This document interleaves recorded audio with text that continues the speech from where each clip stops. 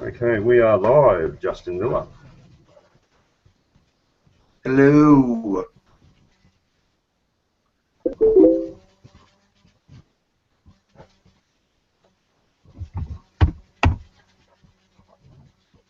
Okay, let me find where the link is in here now.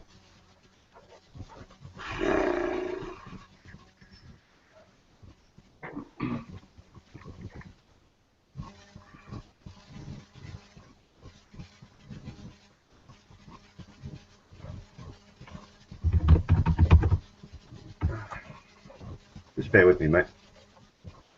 You got it, brother.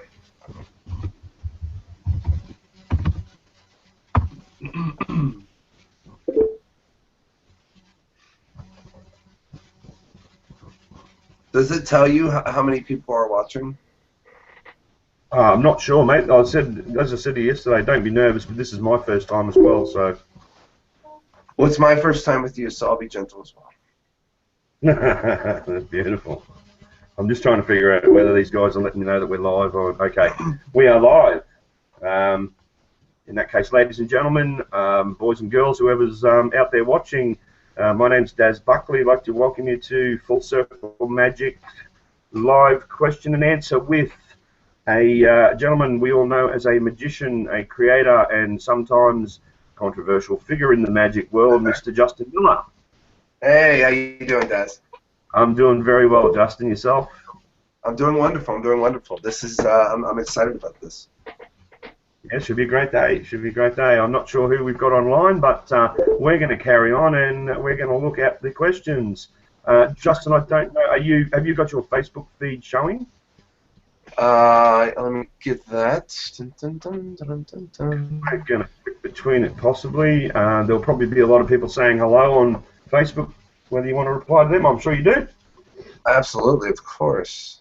Let me get that. There we go.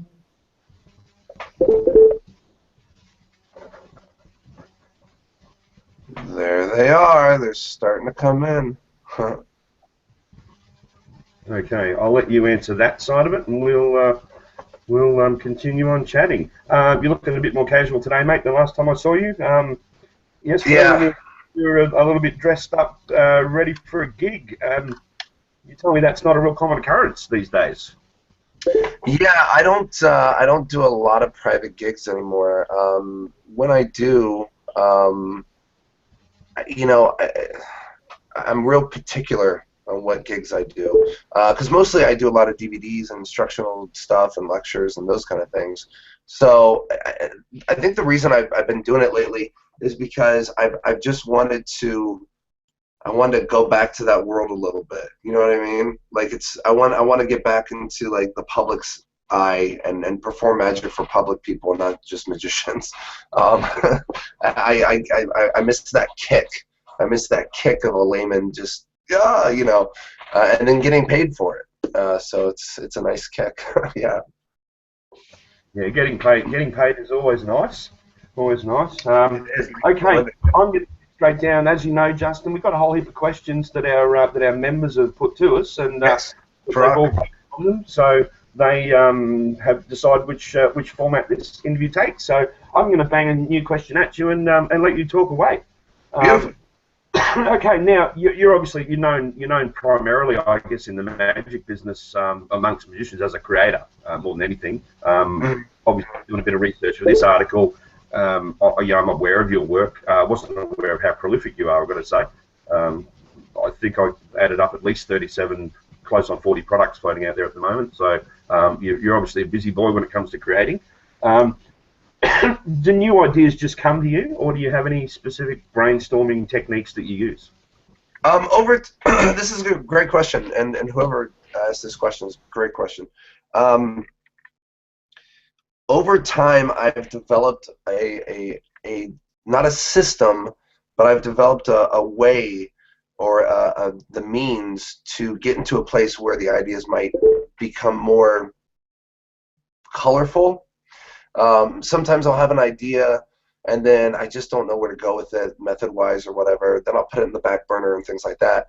but like through meditation, through long walks, honestly, just like walking around my subdivision, around my condo, um, just getting outside of yourself has been a real big help for me.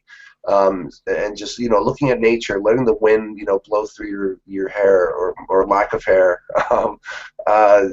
just different things that you can do that can like connect you to a different energy force. Because here's the way I think it works. I don't know for sure how these ideas come. I don't have like I said, a system to do it, but I know that we can facilitate it. I know that we can help it along.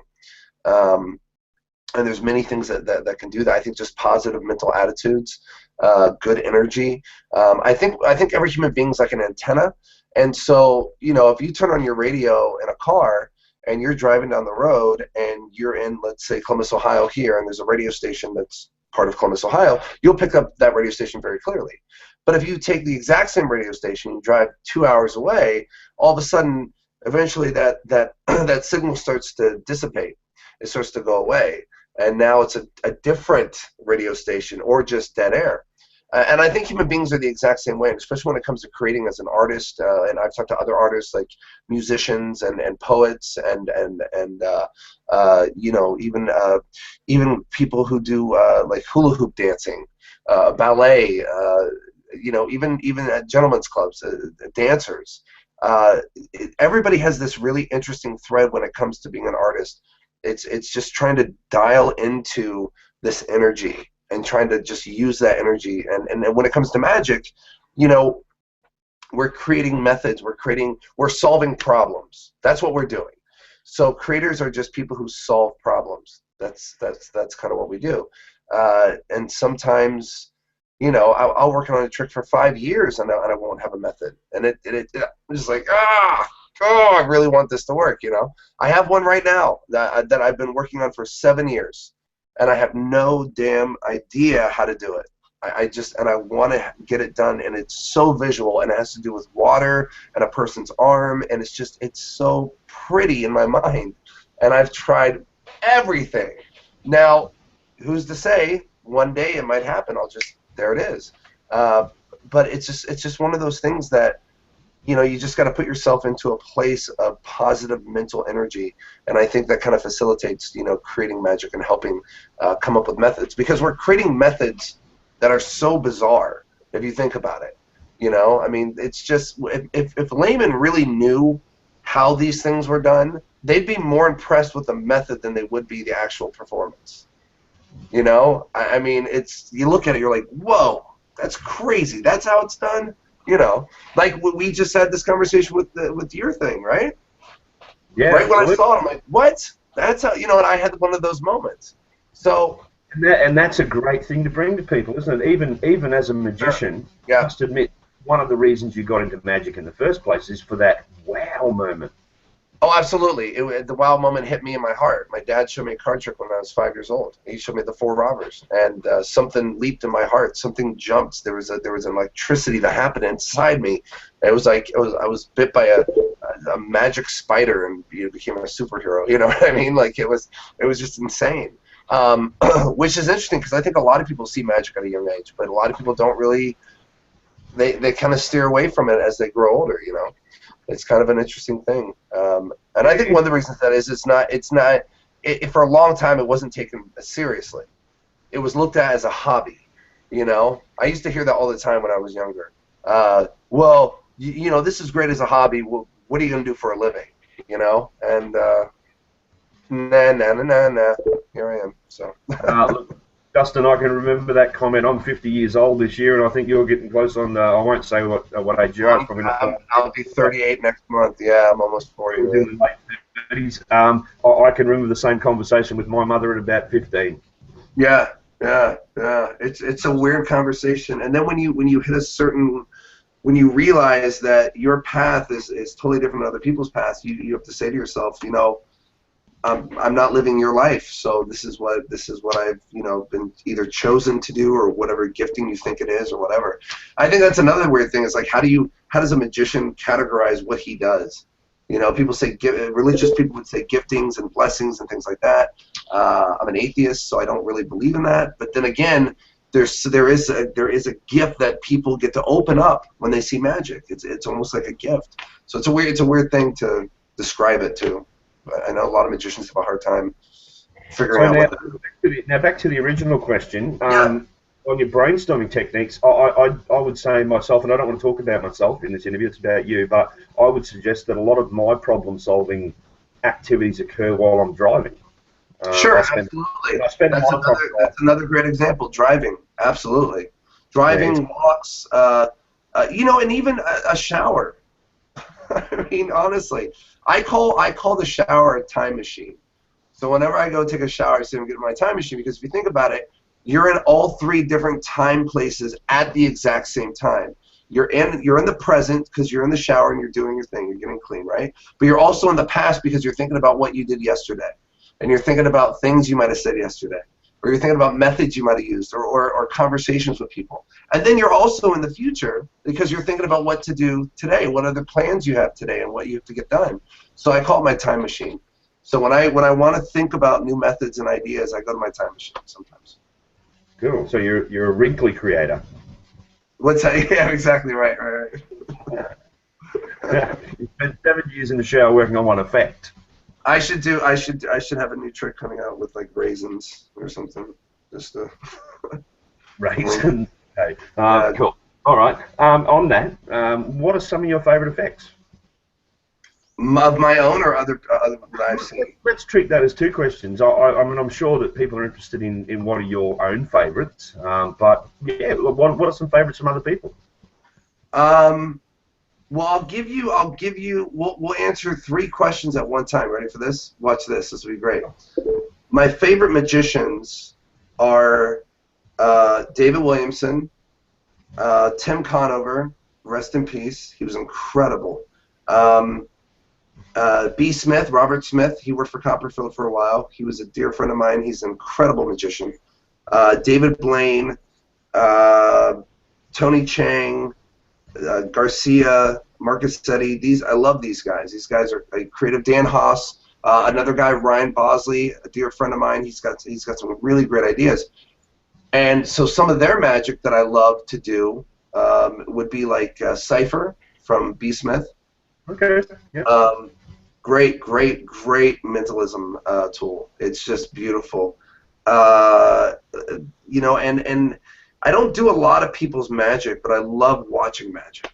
I love watching other people's magic, and I love watching a really good magician. And those guys are like the top for me. Okay, so when you go out to perform, as you did last night, you go out strictly with Justin Miller effects, or do you mix them up? I go out with a blank canvas. I have my tried and true effects that I know are going to just, kick them. C Drop, which was recently Daniel Madison put that on his Angle Zero DVD, and then David Blaine performed it on TV, which is my absolute favorite. And it kills because you're making an object appear in their empty hands. And I've always wanted to do that, and it's just a really pretty thing, and they scream and they yell, so it's great. And I would say, like, honestly, when I usually first start off, I have a card selected. They shuffle the deck, they give me the deck back, I turn over the top card, it's not their card, put it in their hand, they put their hand on top, snap fingers, and that's the card. You cannot do any better when it comes to magic just by doing a double turnover and showing the wrong card. You can't. I mean, it's the strongest thing you can really do for a layman. So that's what I start off with first. And then I just kind of go, and I have an idea of what I'm going to do and my routines and different things, but I've created so much magic.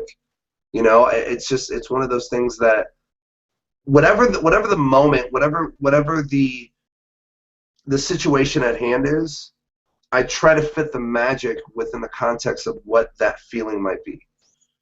So, there's a big difference between performing magic at a reception for a wedding and also at a wake for a funeral. You know what I mean? So depending on where I am and the people around me and the atmosphere and the ambiance, that's how I decide what kind of magic to do. Okay. So funerals, you wouldn't suggest the magic ding dong. It depends. If you're at a strip club, why not? Sure. Okay. You don't get too many funerals at strip clubs, but go with it, I guess. There's a whole gambit of life. Absolutely, absolutely. Okay. I've done all those. I've done wakes. I've performed at funerals before. I've actually been hired to perform at funerals, which I think is awesome. Because I think when someone dies, we should celebrate their life, not the death. It's a weird thing to do with human beings. It's morbid. It's so weird. Celebrate life. Celebrate their life. Raise a drink to them. Share stories. It should be a time of joy. Really, it should. This person had a wonderful life, and they celebrated it. We're celebrating it. Look at all the friends that are here because of this person. The networking that this person was able to connect to. You know what I mean? That's a celebration. That's not a sad thing. It's a celebration. So, yeah, it's really interesting to perform at a funeral, though. It's really interesting. Yeah. I would imagine the reaction would be a little bit different in some effects and probably amplified in others. Very much so. Very much so. I mean, and you have to kind of judge that when to put out, the napkins because people are going to cry because you're about to do something kind of powerful, and when to pull it back and have fun and enjoy it. And I think that takes a professional to do that too. It's not an easy thing to maneuver through. But if you can do it, it's great. Yeah, okay. You've actually covered off part of the question. The next question there really was how do you select your effects for a performance? I mean, that's pretty much you've gone through that. We all go through a process, I guess, where we walk out at the start of the night. We have an idea where we're going to go. Yeah, I mean, it just depends that if I'm performing magic or if I've created magic for a DVD or for a trick that I'm putting out, that trick is the only trick I do for months. Just I go through every nook and cranny of that trick and see where it's bad and where it's good and what I can change, what doesn't need to be changed. And that's a hard process too, because then you start second guessing yourself on different times. And so when do you know it's done? How do I know this is done? So when it comes to like DVDs and things like that, there's a part of me that goes out and performs. But when I just create something and I just want it for myself, I have fun with it. I go out and I tinker with it and I play with it, and I'm not as serious about it. And those are things that eventually become the DVD or the marketed trick, or they're my own things that I've never shown anybody, because I still have my own stuff that I've never shown anybody, and I never will, because I don't want people to do it. Fair. So. Yeah, fair enough. I forgot what I was going to ask there. Do you have a group of? I mean, most creators, I guess, have a small group of people that they bounce ideas off of to see that they're heading in the right direction. Do you have that group? Do you want to let people know who they are? Yeah, I do. One of those people is Paul Harris. One of those people is Dan Haas, Danny Garcia, Kayla Morelli, Ryan Bosley. Let's see who else. Those are my circle that I trust, that I know for a fact I can trust, and they won't go and take it or whatever. So yeah, you have to have that circle as a creator, because has this been done? Hey, have you ever seen this before? No, I've never seen this. And they come to me too. Hey, have you ever seen this? No, I've never seen this before. Or you know what? There's a guy who does a version of that or whatever. So I think that's really, really important. When you create magic, you have that circle of trusting friends that you can share magic with, and back and forth. And here's the other thing. A lot of times their ideas are my ideas going into it. We're missing something, and so when we show it to another person that we trust, they see something we didn't, and they're like, "Dude, you could do." Like, "Oh my God, that looks so good." You know what I mean? And now you have something. Now we have something better. So I always love think tanks. I think think tanks are really important in creating magic and just kind of being an artist in general. You touched on something interesting just then in that conversation with regards to trust. I know a lot of newer people newer creators, people who come up with something and they think, look, this is great, I want to get this out there. there is an issue of trust. Obviously, there's you know, magicians have probably got a bad name, a well-deserved bad name in some cases, based on theft. But I've got to say, you know, I've showed you one of the original things I'm working on. I don't hesitate to do that because I think that the more people that know about it, the more people identify it with me, the less likely they are to, anyone is to Sure, try and. absolutely. Yeah, there's that side too. Yeah, absolutely. I agree. Yeah, yeah. But, but it's And I've probably been as on both sides. I've been on both sides. I've been accused of stealing, and I've also had my stuff stolen. So, you know, it comes down to the end. You do your research, you do the best you can, and then, you know, screw them after that. And if they want to keep complaining and yelling, hey, show me evidence. If not, shut up. So. yeah, and fortunately in this day and age, the evidence is really easy to either have or not have. So It absolutely is. I mean, we have timestamps on the damn videos on YouTube. We can just, and YouTube automatically puts what date it was. So when I've seen, you know, I'm not going to name names, but some big guys, man, that's taken my stuff, and we've had some bouts, man, and I'm like, look, it's right here.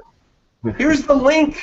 It's not like I have to come to your house and show you. It's right there, you know? How can you deny that? I read it. I was reading something interesting. It's something that does interest me, obviously, because we have very little protection for magic effects under the law in the world. Yeah. An interest. I was reading something interesting last week or the week before about the manner in which magicians are now self-policing that side of the ethical argument, and it actually tends to be that way now. The more connectivity we have via the internet, the more that seems to be controllable now. Yeah, I think we've needed this. Me and Paul Harris have talked about this. Me and Dan Haas has talked about this. We need a policing of some sort, whether it be. And I thought about a system where, you know, we create a website and we have certain professional magicians who are just very well known in the magic community, and you know, a creator pays a certain monthly due, or they pay a one-time fee for a trick that they're trying to put out, and they have to go through this system and show these other magicians. And if the magicians come back and say, hey, it's never been done before, it's a new principle, or the principle's been done before, but the way you're doing it's different, and I think it constitutes a release, they then can know with 100% guarantee that what they put out is going to be a solid piece of magic that needs to be out there, that it should be out there. And they'll have a certificate on that product from that website and saying this is approved by, and you know, we'd have people like Blaine and Dan White or myself and Kayla Morelli and Chris Kenner or whatever. So they see those names and they know that these are the people who looked at this, and these people said yes. You know what I mean? So I want to create something like that. I've been wanting to do that for years.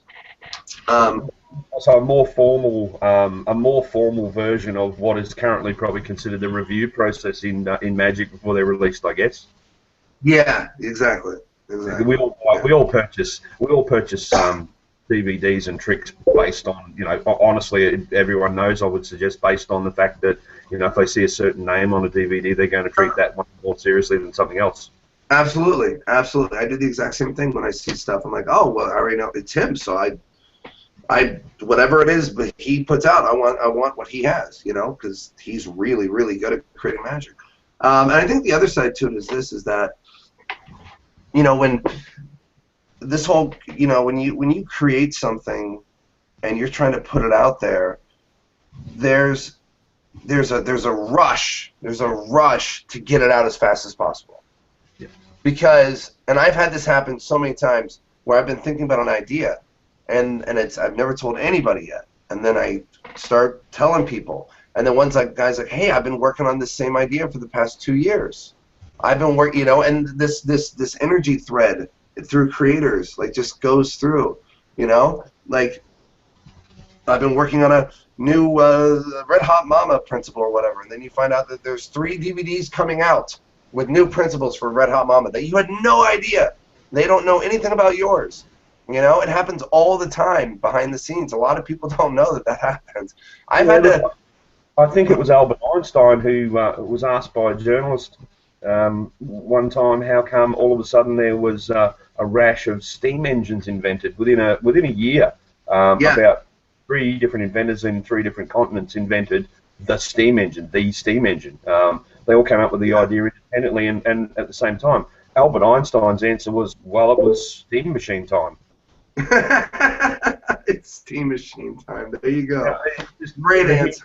the human brain seems to lead in the same directions. And look, I guess we're all subject to outside influences, and perhaps some of us have those same influences, have the same impact at the same time. I guess. I absolutely think that, and I think when you have a group of magicians who think a certain way, and there's a certain kind of energy they put out, it makes sense that that frequency would hit all of those people at the same time. It makes sense.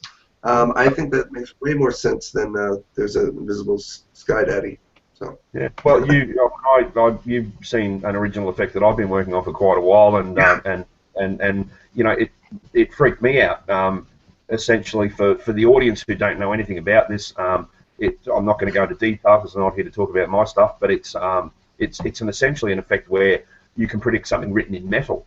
yeah, Imagine how frantic I was when I discovered and developed that method, and then sure. found the first person that I showed, the first pro magician I showed it to, said, "Hey, you need to talk to these guys in Sweden. They've already come up with an idea."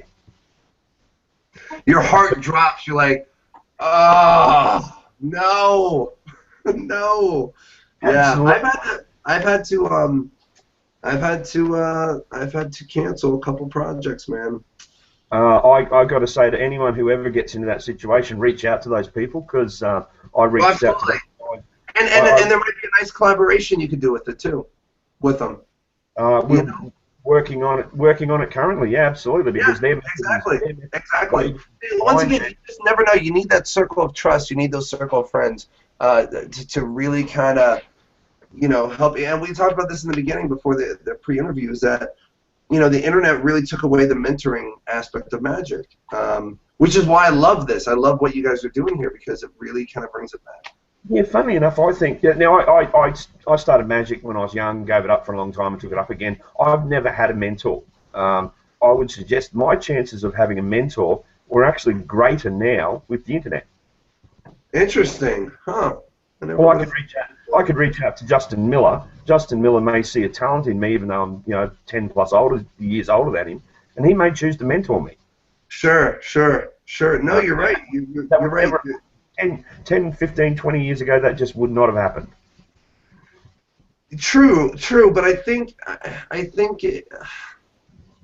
See, I have a problem with that though because yes, it's easier now to reach out.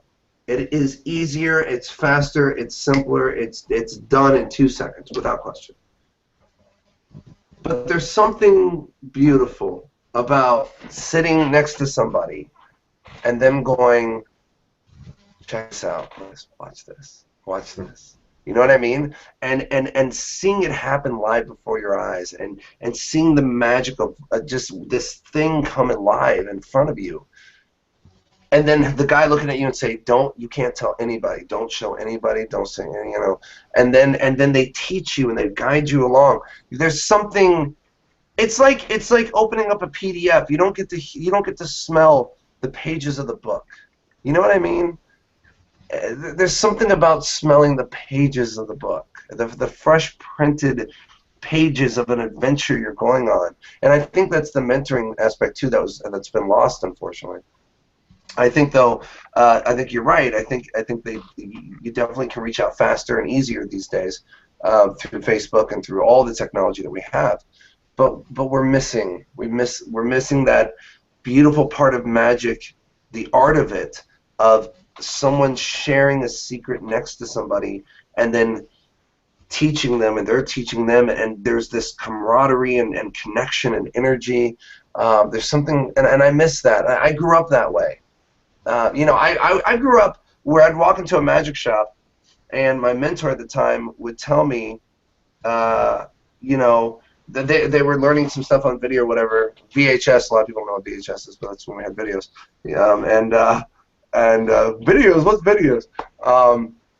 mentioned Betamax. Right. So but they'd be watching some stuff like Skinner or somebody like Bannon or Kenner or whatever on tape, and I would start to watch it, and my mentor would say, "No, you don't get to watch this yet."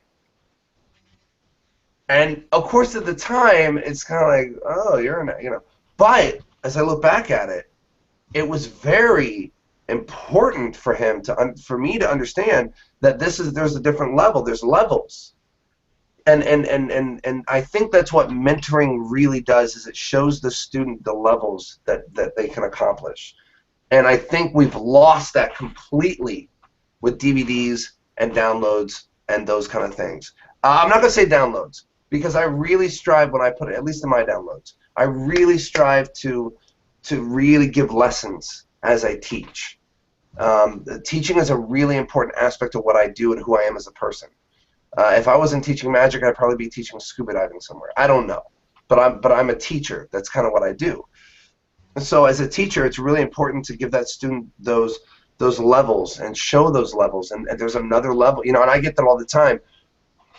I never knew this level existed, and then I see your magic, or I see somebody else's magic. Then I see a whole new world. And for me, it was meeting Homer Lewag and Chris Kenner when I was younger, when I was like 15 years old. And I saw there was another level I'd never even noticed before, and I think that's the joy of the student mentoring aspect, is that you get to reach these levels and go through and go through and go through, and it's a joy, and there's tears, and there's pain, and there's suffering, and there's disappointment, and not being able to learn a sleight or whatever it is. But you always have that person next to you saying, "You can do this. You got this." Maybe move your pinky this way, or maybe hold the deck differently. And I think that's really, really important in today's world, that we still have that, and it's really hard to get that back. It's really hard. Do you think the internet may lead to people having a concentration on techniques and sleights, as opposed to the performance art and the meaning that goes in? Absolutely, yeah, and that's the reason I put the Bold project out, is that there's a lot of audience management on there. There's a lot of all the effects were created and designed and picked because they're all Bold methods, and they're methods that you can only get away with if you know how to manage an audience. So yeah, I think we're missing that totally through YouTube, because all people are looking at are moves and sleights. And usually the camera's down here anyways at the crotch, and it's they're not connecting right now like we are, like we're connecting to all these people right now over the world. If I did the whole interview like this, you know what I mean? Like, it'd be horrible. It'd be the worst interview ever, So I think we are losing that, and I think we need to get it back somehow.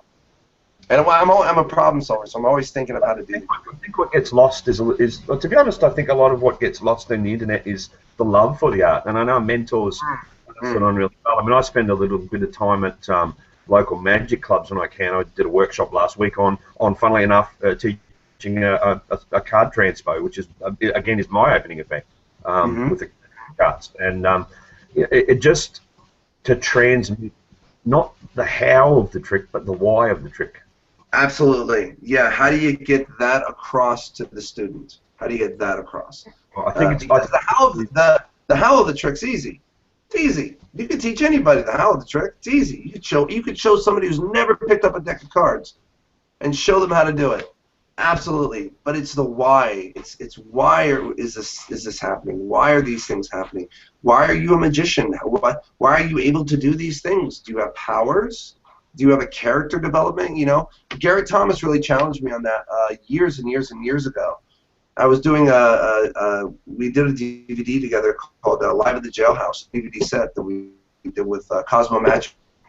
It was an incredible DVD with Kirk Charles and Paul Green, just all the restaurant guys that just were amazing. And we were performing. I was performing one of the tricks, and we were like out for the night or something. We weren't even filming at the time. And I did a haunted pack routine. People went, apeshit, all that stuff. Garrett looked at me and goes, "Why are you able to do this? Like, why are you able to do this?" And I go, "Because I'm a magician." He goes, "But why are you a magician?" And it really challenged me. Like he goes, "Why do you have powers that can cause cards to move? And what kind of power is that? How is that helping humanity in any way?" And I'm like, "Dude, you're right. Holy crap!" So I created a character based on Superman for magic. And so I went out and bought glasses because I love Superman. Superman's my favorite all time. I went out and bought glasses, right? But they were non-prescription, and I would come out and I would do my magic, and nothing would happen yet. No magic would happen as far as the visualness of it or what, the effect until after I took my glasses off. So for me, once I took the glasses off, that's when the magic happened.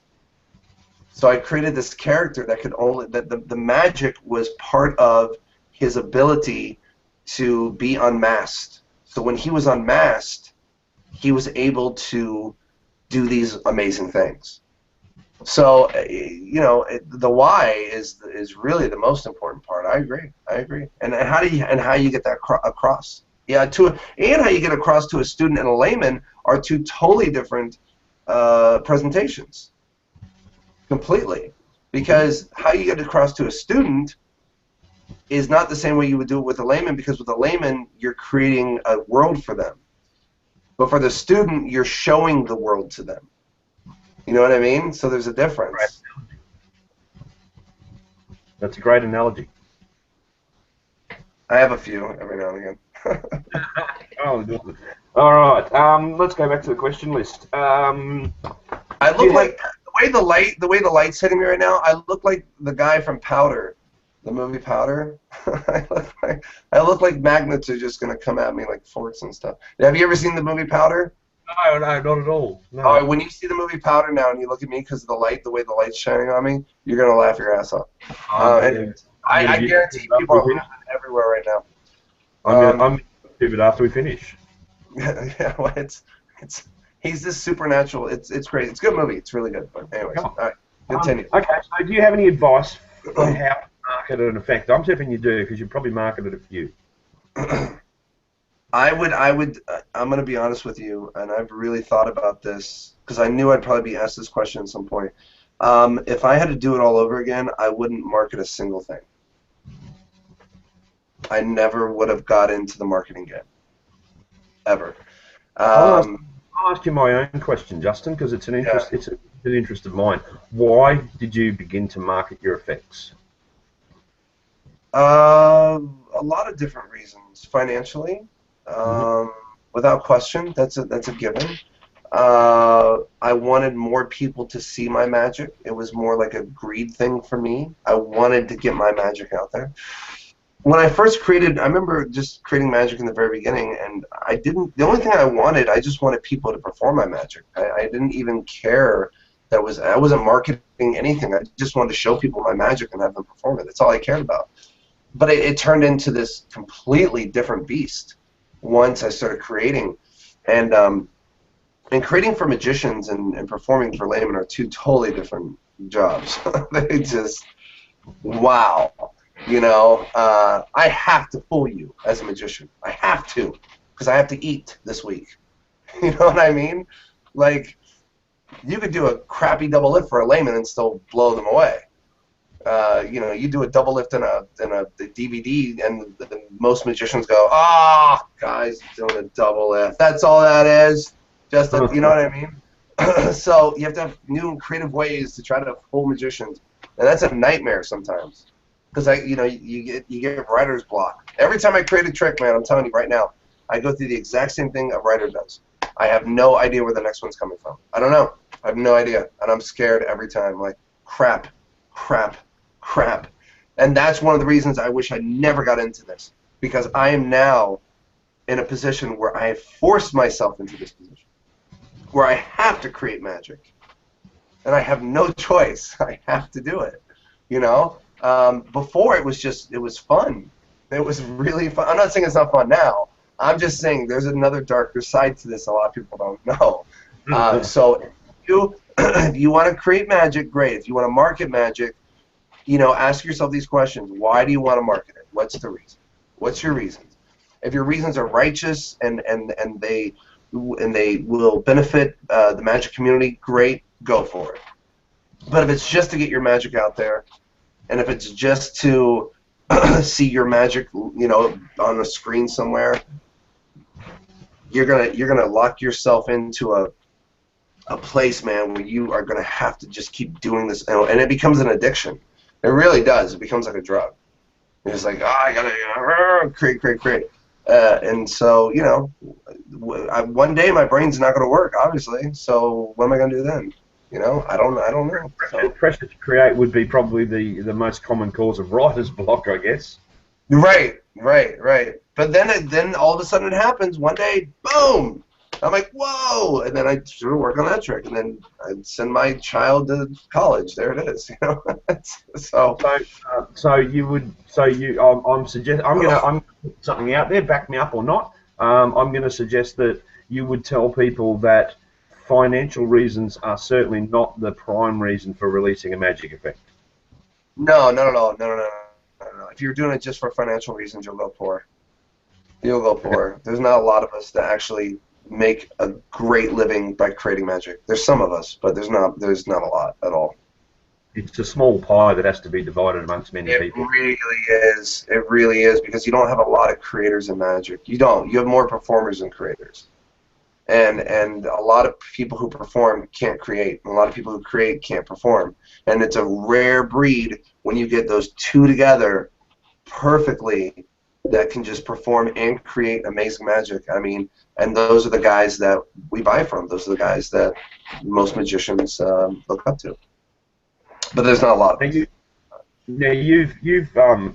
done a lot of collaborative work over the years. Obviously, you've done a lot of work with Illusionist. Yeah. With PH Presents, Paul Harris Presents. I know you've released something with Cos. Where do you make the decision on? This is going to be JM's effect, and it's going to be on my website and my website only, or when did you decide to go to Paul Harris? When did you decide to go to Cosmo? What was the right decision on each of those cases? Each of those guys I met through different people. I met Cosmo through Chad. Not Chad Long. What am I? Why can't I think of Chad's name right now? Oh, sorry, Chad. Anyways, his name's Chad. I met him through him, and I showed Cosmo my stuff, and he loved it. And that's when we first put Strolling Hands 1 and 2 out together.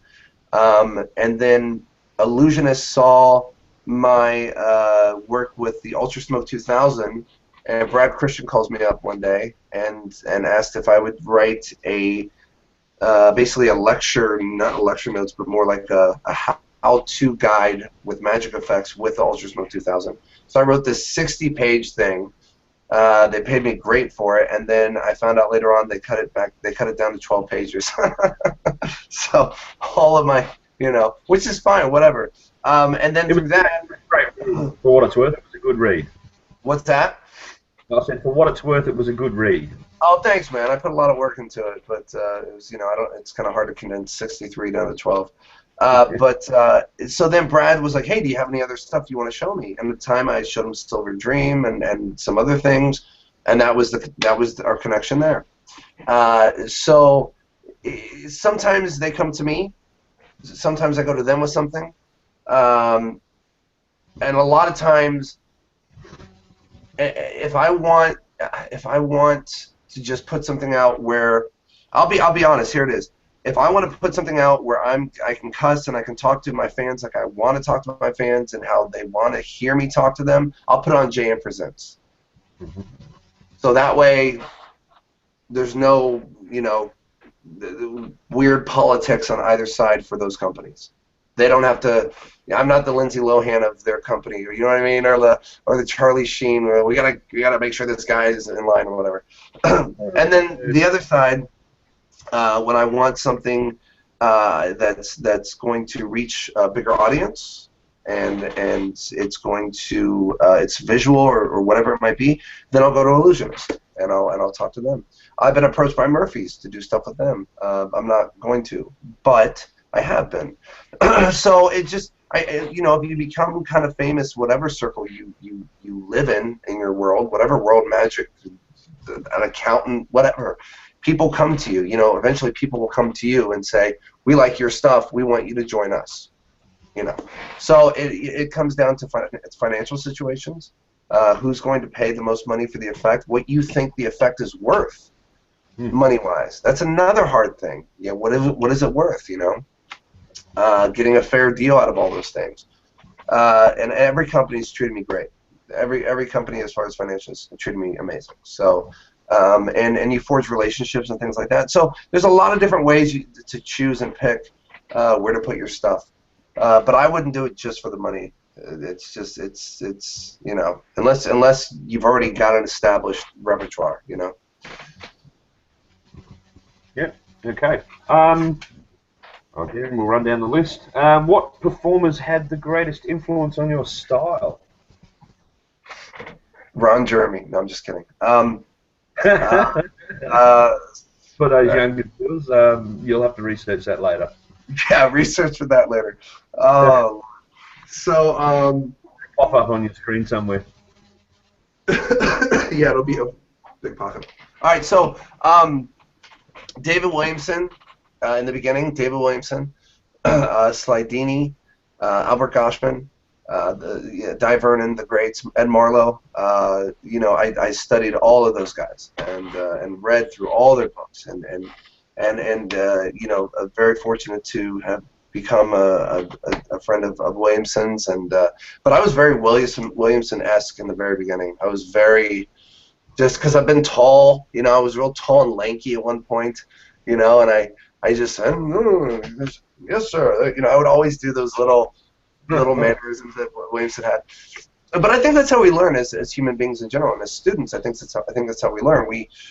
We see somebody, and that's why I think DVDs and video you can learn easier from that than a book. I really believe that. I really strongly believe that. I think there's an argument there where people are like, well, the book's just, it's not though, because you can't see what's happening.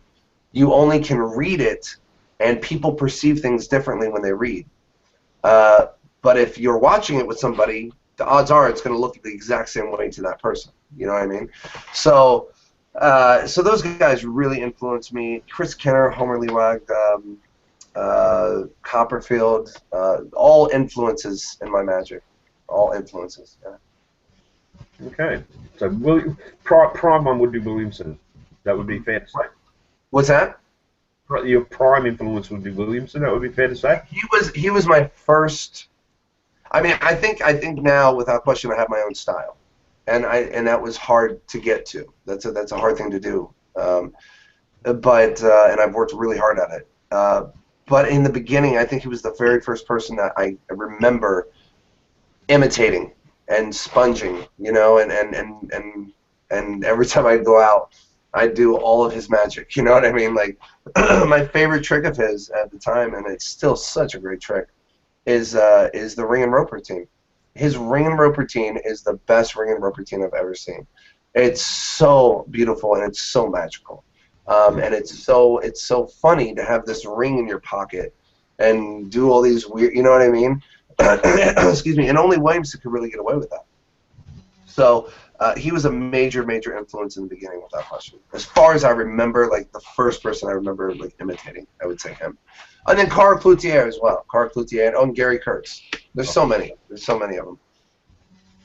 Yeah, and I guess that's always a difficult question for magicians to answer, because we do absorb so much from so many people. But yeah, look, I think it would be fair to say that you know, I mean, and if you had any advice for younger magicians looking to develop a style, what would that be? The hardest thing in life is to find out who you are, whether you're a magician or whether you're just living life. So it's not an easy task to find out as a young person who you are as an adult yet. You know what I mean? So it's kind of the same thing in magic. It's not an easy task to find out who you are, style-wise, performance-wise, character-wise, charisma-wise, all these things, without getting it kind of melted in with all these other people that you look up to. I think one of the main things a person can do just in general is just be true to yourself. Know who you are. Learn who you are. Learn why you say the things you say. Learn why you think the way you think. Become a good observer of your own personal life. And that'll start showing in your magic, and you'll be able to start to get away from mimicking people that you look up to. There's nothing wrong with that, by the way. There's nothing wrong with that. That's how we learn. We're students, so that's how we learn. But eventually, you have to break away, and you have to figure out who you are as a person. So I think just staying true to yourself. You know, try not to lie a lot. When we're young, we lie a lot. That's fine. And when we get adulthood. When we become adults, it's adulthood. Sounds like a new Spike Lee movie. When we become adults, though, we tend to lie too, you know. But try to stay as true to yourself as possible. Don't lie as a lot, and you know, try to understand what your perception of reality is, you know, and surround yourself with good people and people that are going to support you and build you up, not tear you down. If you have anybody around you that's tearing you down, get away from them. Don't even be a part of them, because they're bringing you into their stuff, and you are trying to find out who you are. So, you know, stay away from drama in your life. I haven't done that very well, but I've still been able to go through it, which is good. But just you know, all those things I think combined together as you just live your life, and especially just performing magic, you'll start to feel yourself come out, you know, and mess up a lot. Put yourself in a position where you're messing up a lot, because that really starts to build who you are as a magician. Because you'll start learning how to get out of things quicker, you know. I remember every time this happens now, if I have a deck of cards, I'm shuffling them, or she's the person shuffling them, excuse me, and the cards fall, or one card falls, and at least one's face down, I'm like, oh no, that's perfect, that's good, here's what we'll do. And so they think it's part of the trick now. I tell you what, here, take your foot, put it on one of the cards and bring it towards you, and put your foot on top. Stay there, okay? Don't move. We're going to try something. You know what I mean? Like, take those opportunities. Now, when I was younger, if that would have happened, I would have been like, you know, I wouldn't know what to do, obviously. But, you know, you mess up enough, you start, well, I don't want that to happen again, so what do I do? You know, and you start coming up with ideas. And that builds who you are as well as a magician. So I think all those things combined can really help a person just become who they're supposed to be in magic and just in general. So would you say that probably as Justin Miller grew into his adult skin, Justin Miller developed his style at the same time? Absolutely, absolutely. Probably due to a beginning lack of self-consciousness. I think so. I think having too much self-awareness can hurt you. Just like having not enough can hurt you as well. You have to have that balance. I got to a point where I just didn't care what people thought anymore. I literally got to a point where you're not living my life. I have to live this life. So what you say, I doubt that's true, Justin. I think you probably care very much what your audiences think. I just probably don't think you care that much what your peers think sometimes. No, I really don't care what the audience thinks either. Okay. Honestly. No, because here's the thing. If I care what the audience thinks all the time, then that's my world. That's where I'm going to live in. I'm going to try to please them. If I care what my peers think, then I have to live in that world, and I got to try to please them. Well, guess what? Justin Miller is not being taken care of right now, and nobody's going to take care of Justin except Justin. That's a harsh life example or lesson, but it's a true statement. You're born alone and you die alone. That's the deal, man. And it sucks, and it's part of our world, but that's the way it is. And within the context of that journey, we're learning how to find ourselves and who we are. And so, you know, what I mean by I don't care what the audience thinks, like before I became who I am, I would hear something the audience would say, and it would really like eat at me. You know what I mean? It would tear into me, you know. and now I don't care. I don't, because I know who I am now. That's the key, man. I know who I am now. I know exactly who I am. I'm confident with myself. I'm very secure with who I am. And it's taken a long time in my whole life to get to this place. Because now when somebody says something like that, I got a witty comment to come back at. And it's funny. And I can, you know what I mean? And I can just, nail them. Because I don't care. And when you don't have a filter, you don't have all those other things trying to get in through you. You can just be who you are and be pure. And I think that's what you see comedians doing. Comedians are really people who don't have filters. They're finding out who they are, and they're trying to get this good energy to pass through and share and observe or share observations with people and make it funny. So I think I've kind of done the same thing in my magic and in my own personal life.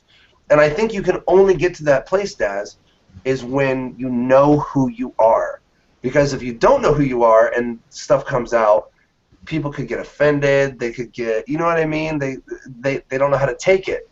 But if you are able to push it all out and they know that this is just who you are, they accept it then. And I think that's really what this world's about, is just learning how to accept people for who they are. You know? Yes. So that's what I mean when I say I don't care. Yeah, so no, well, it's probably what I'm hearing is someone who does care, but is more about being honest about it these days than pretending to care or not care. I think so too, and that's one of the things that my fans say about me all the time, that I've read and that I get emails and PMs all the time, is that the reason they buy my magic and the reason they still support me and the reason that they like me is because I really have a no-nonsense way of talking. I really have a no-nonsense way of sharing information, those kind of things. I don't sugarcoat anything. You know, when people come to me and say, "Hey, I got this trick," and dude, I get hundreds of submissions of tricks on a weekly basis, all right? And I have to sift through all this stuff. And they say, "Hey, what do you think about this trick? I'm really excited about it." Boom, boom, boom, boom, boom.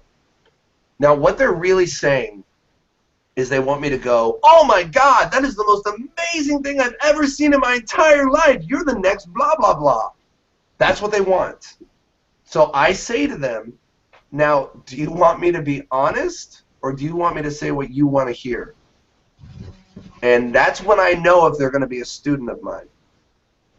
Because I've had people say the opposite and go, "Well, if you're going to be mean about it," but you can't put work out there and ask someone to critique it and then not get something back and then go, "You're being mean."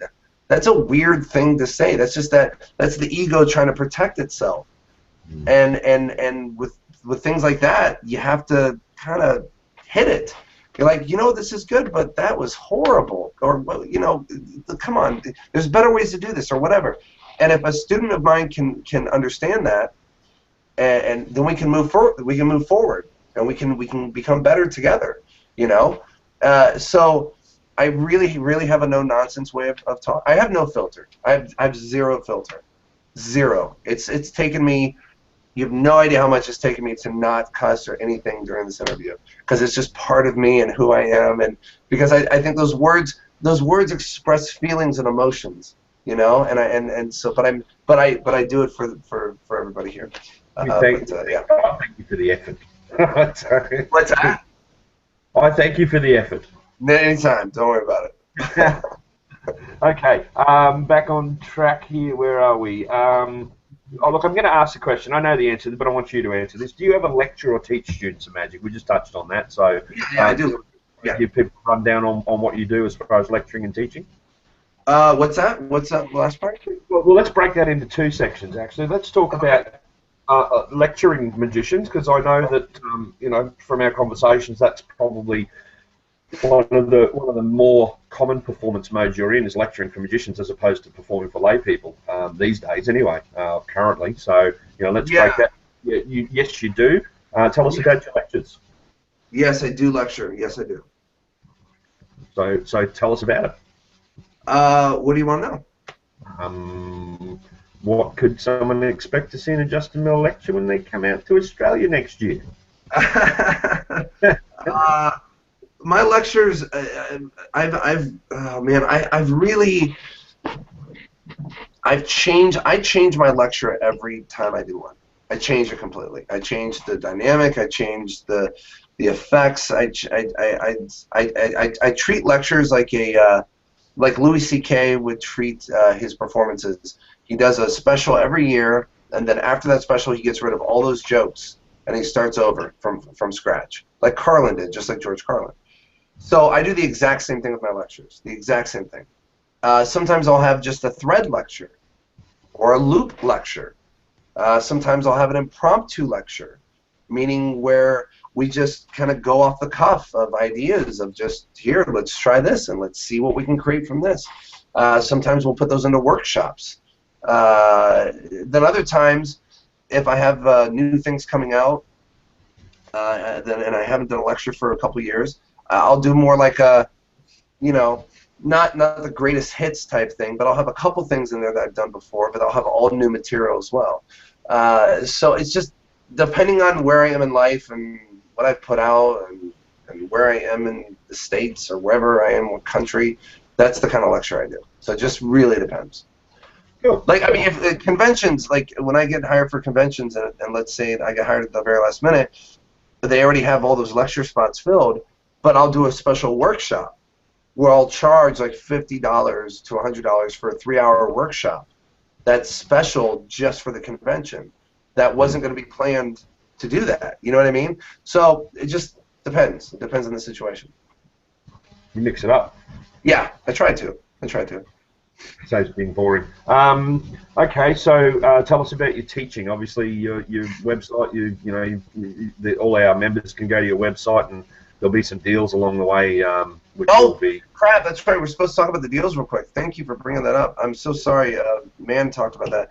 Yeah, here's the deals real quick. While this whole thing is going on, if any of the people who are here right now go to justinmillermagic.com and they spend at least $20 anywhere in my store, you're going to get a $30 DVD download for free from me, okay?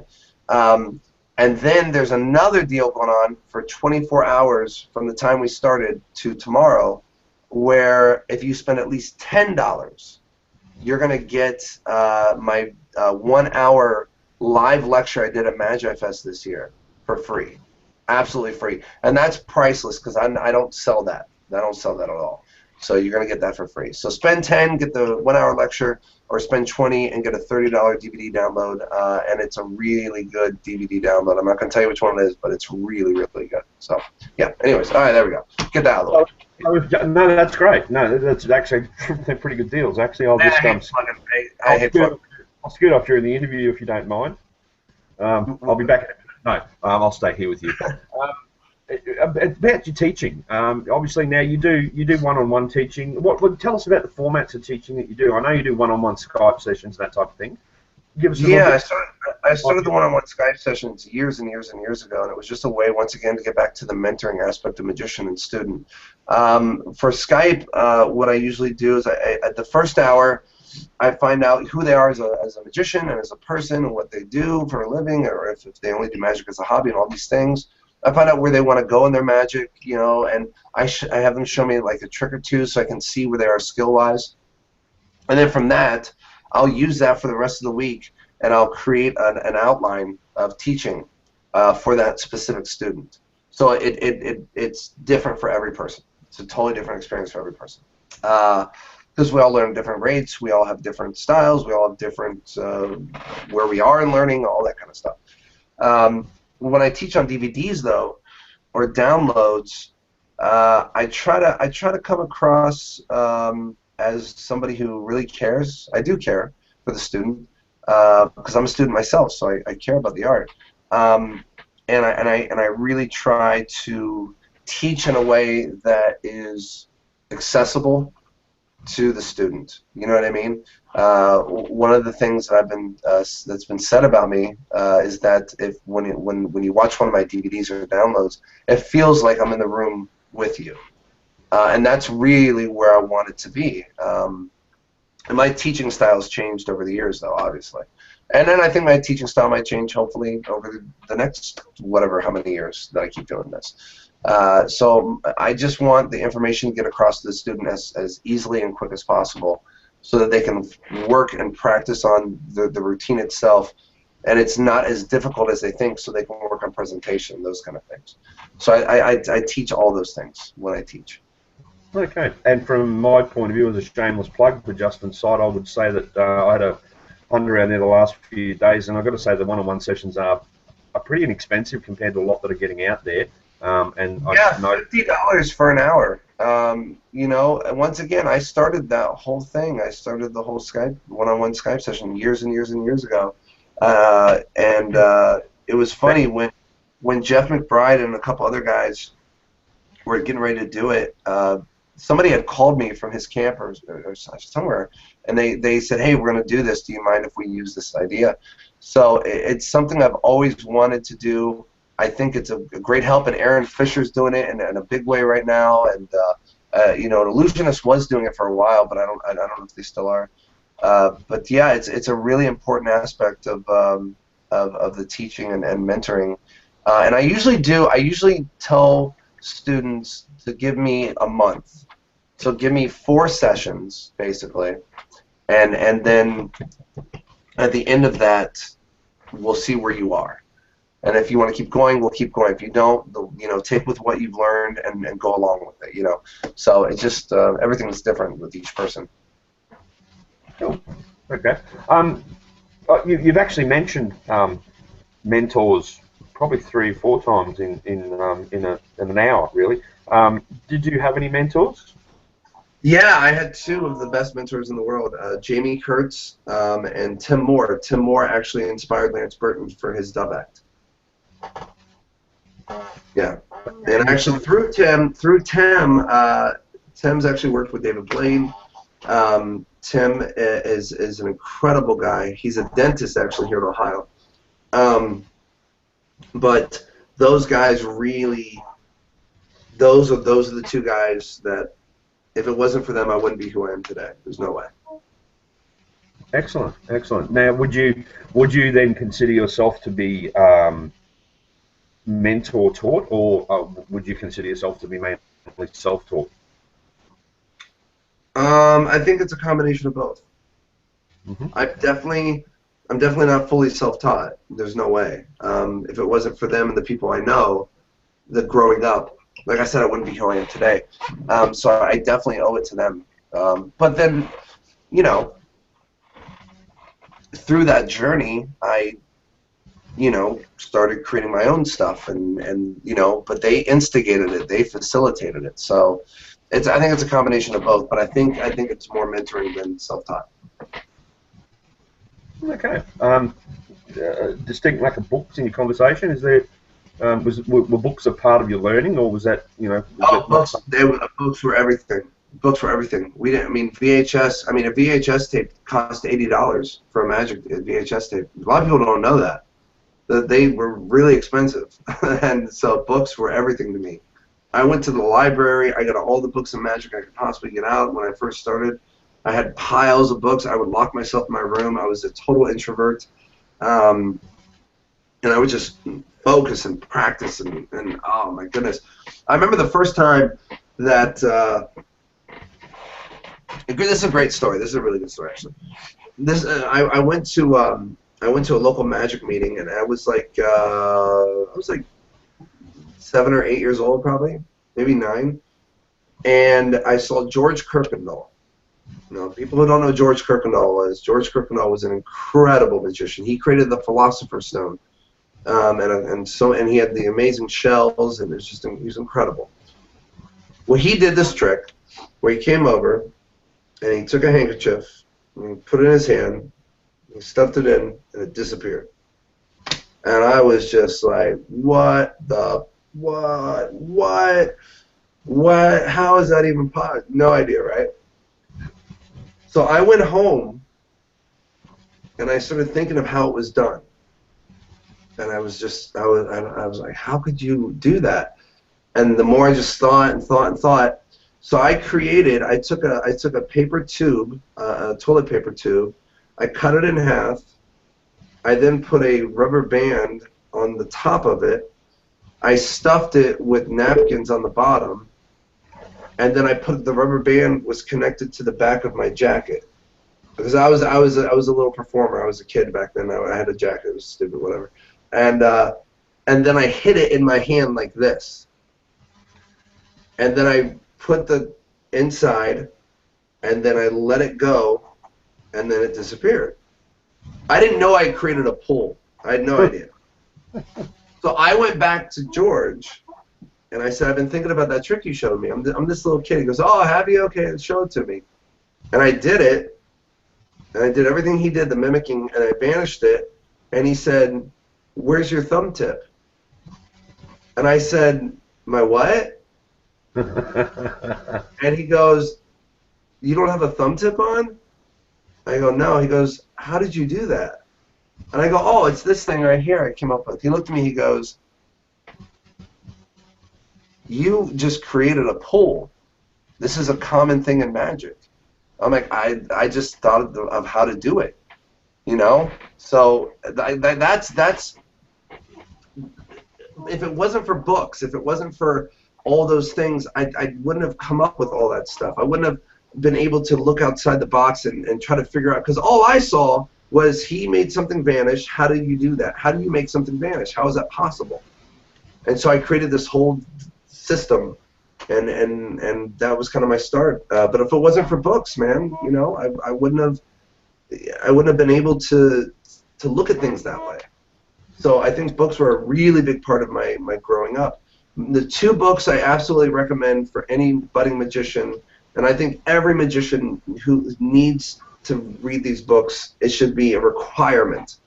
If Hogwarts was a real deal, this would be a requirement. And they're both Dan Brown books, Absolute Magic and Pure Effect. These books changed my life. They changed the way I saw magic. They changed the way I perform magic. Get the books. Absolute Magic is out of print, I think. Last time I saw, there was a copy on eBay for like $600. It's worth it. It's worth it. It's my treasure. Without those books, I never would have seen a different viewpoint. Darren really nails it, man. They're incredible books. They'll change the way you see magic. Okay, so you created your first magic trick at 7 or 8 years old, and you've been doing it ever since. Yeah, I didn't even know I created anything. I had no idea what I was doing. I was just one of those kids. I saw problems like, how do I solve this? There's a passion. There's an interesting thing there. You said earlier that that DVDs are great for learning, but yeah. But I see a massive passion come out of you when you start talking about books. Yeah, because that's how I grew up. That was my media. That's what I lived in. You know, I loved opening up a magic book and start learning things. It was just a great joy for me. I love watching DVDs though too, but I grew up learning from books and mentoring. You know, and that's another thing. You know, these mentors would hand me books. Read this book. Study this book. You know, one of the best restaurant books ever is Kirk Charles' Guide to Restaurant Magic. Amazing book. It's incredible. If you want to get into restaurant magic, read that book. And then I ended up doing a DVD with the man later on in my life. It was such a beautiful thing. You know, here I am poring over his book and information when I'm a kid, and then I'm having dinner with him on a DVD, and we're talking about our experiences performing at restaurants. You know, how did I get to this place, you know? So books, man, they're great. I love them. Magic in itself is a special kind of art where, you know, it's a funny world, but we do get to meet our heroes from time to time. Absolutely. Absolutely. It's a very small community. It's not big. It's small. If I play guitar, and yeah, I do, and I used to be in a band when I was younger, and, you know, if I play guitar and I want to meet, you know, Slash, for example, there's not a lot of chance I'm going to meet Slash, is there? Right, unless you're at the after party or something. Yeah, unless I'm gigging at the after party doing some card tricks, I guess. But exactly. But what are the odds? What are the odds you're going to get there? Right. Yeah, absolutely. Magic's not like that. Magic, you do get a chance to meet your heroes. You do get a chance to meet your, you know, those people that you've seen from afar from a long time. I'll look it up. I mean, 5 years ago, I was putting your Loops DVD. Today, I'm talking to you. And just a few days ago, I saw your picture on Facebook, and now I'm talking to you. So it's a strange thing. Amazing world. Okay, finish this. Finish this sentence for me. Justin Miller is.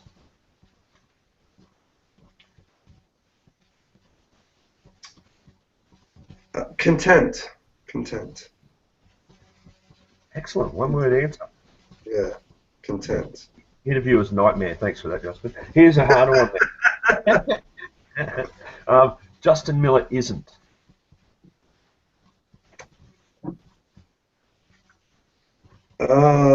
Justin Miller isn't.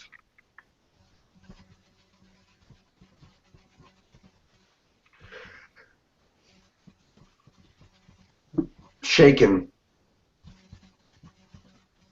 Yeah. Yeah. I think those two describe me pretty good. Yeah. I see a from someone looking at the outside, from the outside looking in at Justin Miller, the performer, or the no, not the performer, the public persona. I'd have to say over probably a period of the last few years would be my answer to probably the first question would be Justin Miller is mellowing. Mellowing? Mellowing? Yeah, I think you appear, your public persona these days is a little bit more cruisy, I believe, than probably it was, let's say, 5 years ago. Oh yeah, I think so. I think that's a good assessment. Absolutely. Yeah, I'm way more relaxed and chilled because I just don't take things that seriously anymore. I used to take things so seriously, and now I just don't. I don't care. I think it's just part of that persona. Like I don't care anymore. I don't. It's like I just life is such a great, beautiful thing, and just by being worried about everything and just going through all the crap I went through, I wasn't able to experience it and enjoy it the way I should. And so I take every moment. I just take every moment now, just for what it is, and I just enjoy it. That's great, because I believe that probably most of your, well, certainly all of your fan base and a lot of other people would suggest that in your position you'd probably you deserve to pat yourself on the back and sit back and cruise a little bit and enjoy the fact that you're Justin Miller. It is a nice thing every now and again to play that card. I'll be honest with you, it is a nice thing. But you know what, man? Without my fans, I wouldn't be here because I get on a daily basis. This isn't a joke. I get on a daily basis, PM after PM. You're the reason. You're the reason I was inspired. You're the reason because of Ghost Gaff DVD, because of Army of 52, because of Silver Dream, because of Freedom Pack, because of whatever, fill in the blank, that they've been inspired by. You're the reason I kept going in magic. You're the reason I'm doing this for a living. You're the reason that I started magic in the beginning. The first time I heard that, my dad was the reason that I started magic in the beginning. So when I hear people say that to me, I'm just like blown away still. Like it blows me away. So it's nice to have I've worked really hard at this. I've put out some great material. I put out some really bad material, as any artist would. I've striven to. I have been striven. I'll put it that way. To be a person, to be accessible to people, to be accessible to my fans. I talk to every single person. I answer every single email. It takes a while sometimes, but I do it. And I'm really, really, really compassionate when it comes to those kind of things. I really, really care about those people. Which is so weird when I hear people say they don't like me that don't even know me, because they're only getting what that trailer or what that post or whatever is saying. They don't know me. They don't know who I am. It's a weird thing, before Daz, like, what was it, like probably 20 years ago, if you wanted to hate somebody, it's because they didn't bring back, the butter they borrowed or the sugar. So you started talking about him to other people in the neighborhood. Oh, that guy's he's such an why? What happened? Oh, he borrowed sugar and he hasn't brought it back. And I tell you, right? You'd have to know the damn guy. You'd have to talk to him. You have to see him in person. Now you just see a trailer or you see a post. You're like, that guy's an asshole. That guy's a rah rah rah. You're like, you don't even know me. You don't even know me. So it's a weird thing when people hate me for no reason. It's kind of funny. And once again, if I cared enough I'd kill myself worrying about trying to get people to like me. I don't care anymore. Why do you think? Why do you think you do polarize? But this is not the question list, by the way. Why do you think you do polarize people? Why do I what? Why do you have any insight on why you polarize people? If that's the case. Are you saying polarize? Yeah. You say some people take almost instant dislike to you. Is there a reason? I think people love to hate me. I've talked to Peter McKinnon about this. I've talked to Brad Christian about this. People like to hate me. They really do. I think it's fun for them. They need something to do. Their lives are probably totally crap. They're probably living in their mother's basement. They're on their little computer. You know what I mean? And they're like, Justin Miller. That's their joy. That's their way of communicating their feelings and whatever crappiness is going on in their world, and I think with any profession, once you, and I say this all the time, but once you become something, whatever it is, you have two targets that are placed on you immediately. You have the one in front, and you have your one in back. And the one in the front is all the love, and the compassion, and the energy, the good energy that people, your fans, your loyal fans, your supporters, people love your work and just bring to you. And there's love and kindness and beauty. It's great. And then you have the other side. And those are the people just throwing knives at you and just stabbing you in the back and just And hopefully the love is more than the stabbing in the back. I've always said it this way: if I was doing something wrong, then every single person should hate me. But they don't. So I'm not doing something wrong. I'm doing something right. And it's important to have haters. It really is. I used to hate it, but no pun intended, but I love haters now because they fuel my fire, man.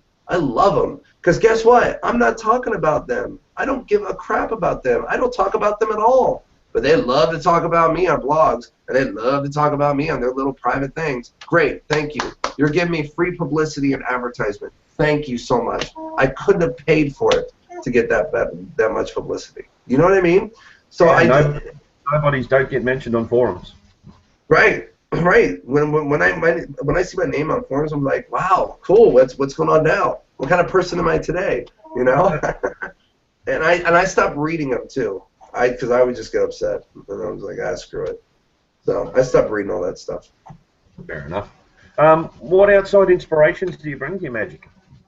I mentioned music before. I mean, music. Yeah, music is a big thing for me.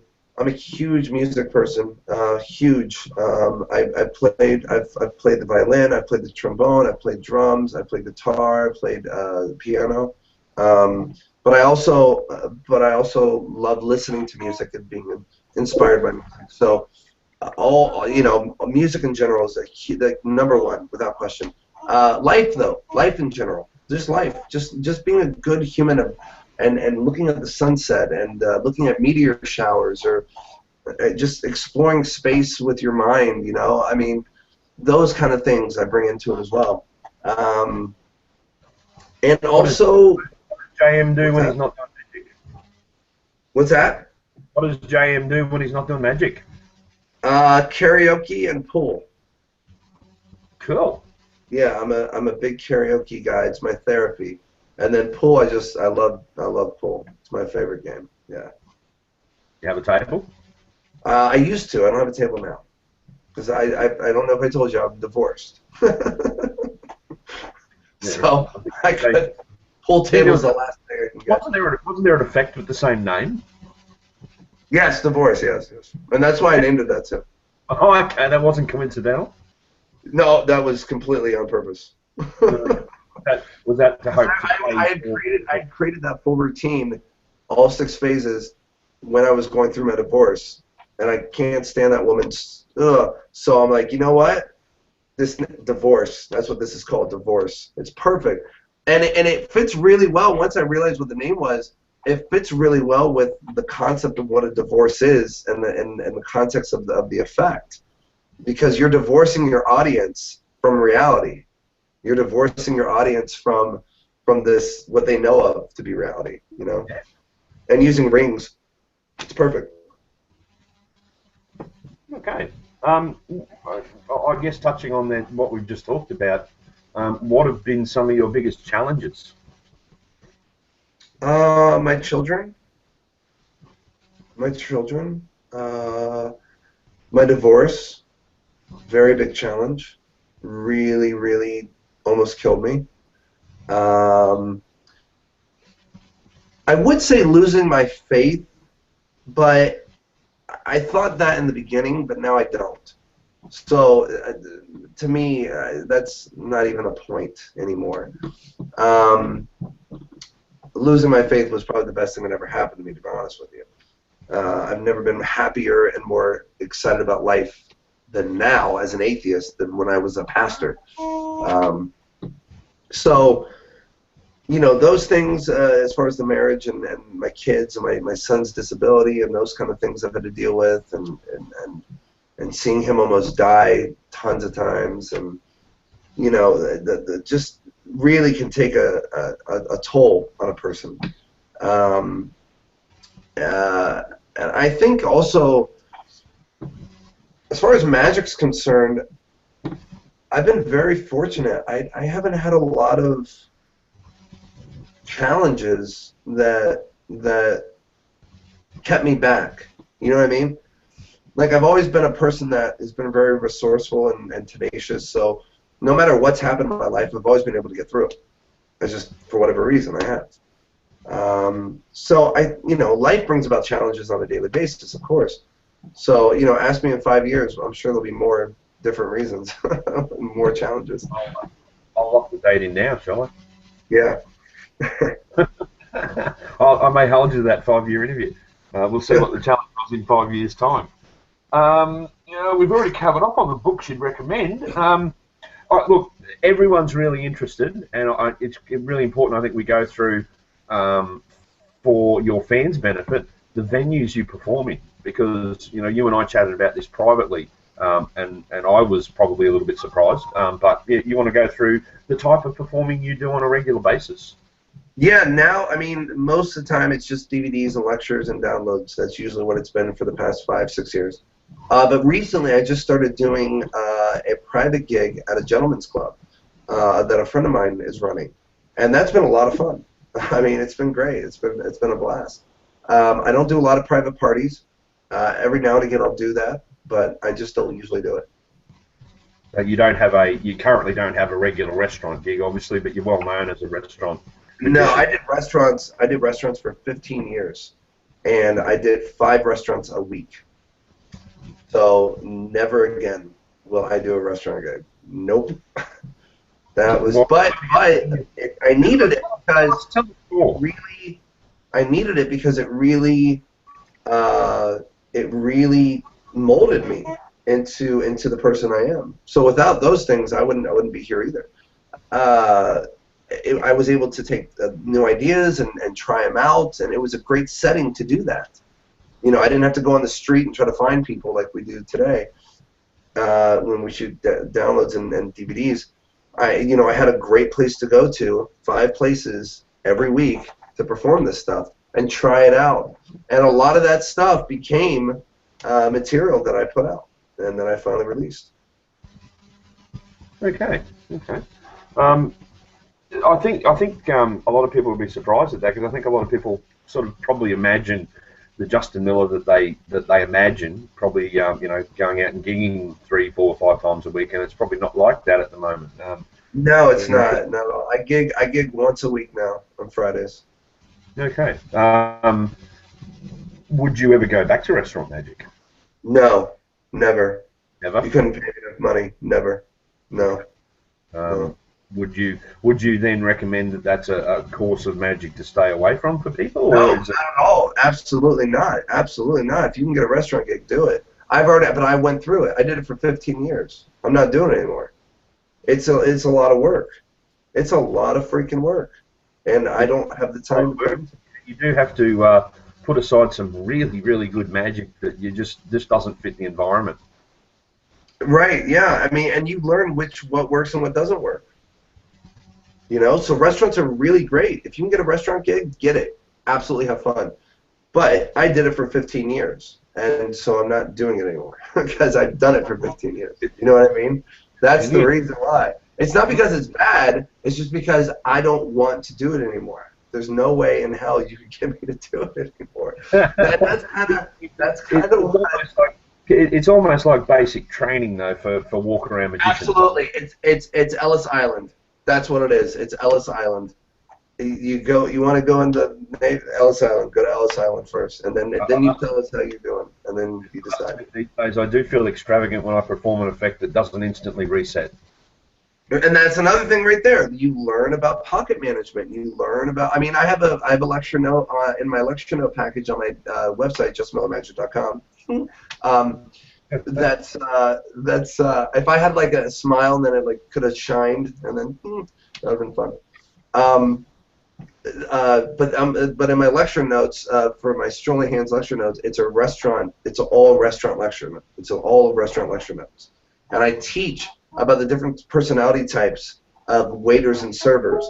I teach about pocket management and audience management. I teach about all those things.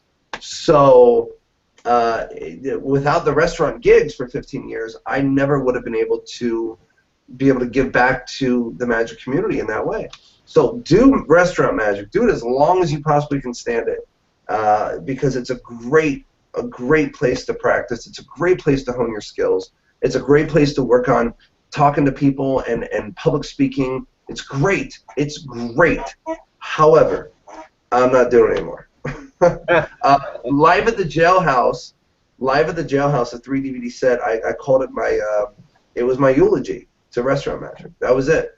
There's all my information. Here you go, guys. Take it. Do what you want. I'm done. Peace out. Later. Never doing this again. Okay. And I've been asked, by the way, to do more restaurant magic by people, by owners of restaurants. Like, I said, first of all, you can't pay me enough.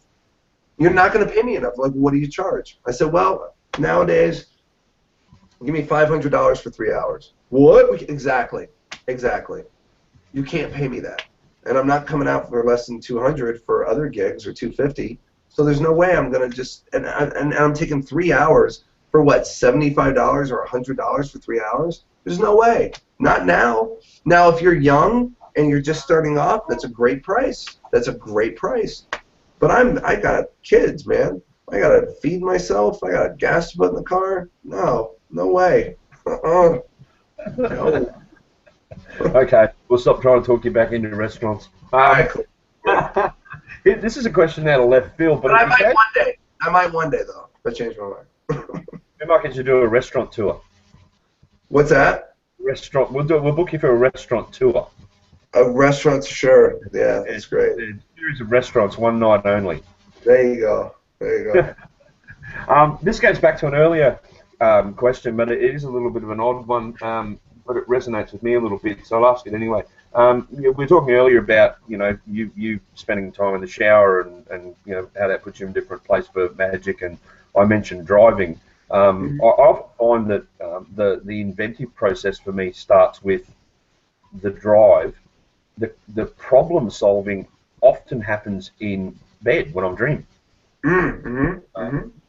The brain doesn't, especially when you're really mulling over a magic methodology or a presentation. The brain doesn't sleep all that well sometimes. I'm only talking to myself on that one, but I'm assuming that from this question other people get it. Do you get inspiration from your dreams? And if Absolutely. I dream about magic a lot, and I wake up and I write it down or I put it on video. And firsthand and Freedom Pack both had there's effects in there that came from me dreaming and waking up and like, oh my goodness, and then blah, blah, blah. And what's really funny, when I dream it, I have the method immediately too. It's weird, man. Like, I could be sitting here talking to you, we could talk for an hour about an effect, and the method might not come to me or you. But if I dream an effect, the method is right behind it, almost like in, like this is gonna sound so weird, but almost like in a code, like a hieroglyphic code or something. But I know what it is in my dream, So when I wake up, the method's right there, and then bam. I Yeah, woke no, up at I sorry. woke up at I woke up at 4 o'clock in the morning one morning. That was redundant with the way I said that. I woke up at 4 o'clock in the morning out of sleep, and I had the idea for Firsthand, and I immediately filmed it, and I immediately sent it to Paul Harris, and within 2 hours I had a contract, and Firsthand bought me my car, cash. You know what I mean? Like, because of that dream, because I wasn't lazy and got up and gone, now I'll wait till the morning. I boom, videotaped it, bam, bam, bam, and and that's goes back to your earlier thing. We're able to reach out easier these days to be able to do that. Because before, you'd have to wait weeks to meet somebody or to see somebody at a magic lecture or convention or a whatever. You'd have to travel to their place, or now it's just bam, instant. So my dreams are completely filled a lot of times with magic, a lot. Because that's all I live, breathe, eat, sleep magic. I mean, I have other things I do, but this is what I do. Yeah, look, a lot of artists in different areas get asked how they come up with their ideas, and I would put it down to the way. Well, Stephen King gets asked that question quite a lot. Obviously, being probably the biggest horror writer in our lifetime. He gets asked where he gets his ideas. His theory is that we've all got filters in our brain, and your filter is probably different to mine, and whatever drops through at night drops through. Yours catches what it's bound to catch, and mine will catch something different because I've got a different filter. Right. It'd be fair to say that your filter and mine are probably a little bit similar in that respect, by the sounds of it. Sure. Absolutely. Yeah. I think as a creator too, your dreams become part of your everyday life. So if you're thinking and living, breathing magic, then you're going to be dreaming about magic or magical things. I had a dream where I was at a convention and I saw this beautiful linking rope routine. It was just the way he was doing it, but it was weird because it was Joshua Masada doing it, and I had never met Joshua at that point. I'd never met him, and when he did it, he got done, and he took the 3 rings and he went like this. He blows on me, he goes, and they just dissipated into 3 ring smokes and just went away. And I was like, geez, what just happened, And that's been a dream that's been eating me away forever. Seeing, and then seeing, I didn't know, this is what I'm trying to say, I didn't know about Joshua at that time. I didn't know about his linking rings. I had no idea. Then when I saw his linking rings, the dream came back to me. And that's what it looked like. It was seamless. It looked like smoke going through smoke. There was nothing. And I was just blown away. But that dream was like a prophetic thing of something that I would experience later on and become friends with Joshua at some point. So, and I don't know what that is. I don't know. I don't think there's a gifting there. It just, it might mean that, that you're on the right path. You're closer to death. I don't know what it means. I have no idea. My theory would be, I think you probably trained your subconscious to work on your conscious at the same time. Sure. That sounds like that levels of your brain can't switch off, probably. Yeah. Oh, I don't sleep, man. I go to bed at like 7 in the morning. I don't sleep. I sleep from like 7 to like 12 or 1, and then I wake up. Yeah. My brain is just, it's like a carnival. When I try to lay down, it's a carnival. And I'm just like, stop it. Just one day. Just stop. Please. I want to sleep right now. And it's just, it's horrible. It's horrible. Okay. Well, actually, you're talking about death before. When you're gone, what legacy would you like to leave behind in the art of magic? Oh, man, that's a great question.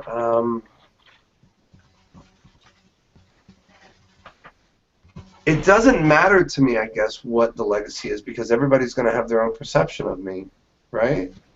So it doesn't really matter. It doesn't matter what I think it should be.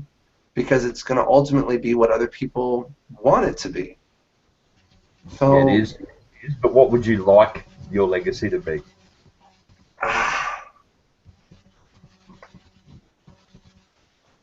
You like puppies? I don't know. I love puppies. Can I suggest at this stage it would possibly be that you were probably one of the pioneers, or certainly considered to be one of the neo-pioneers of street magic?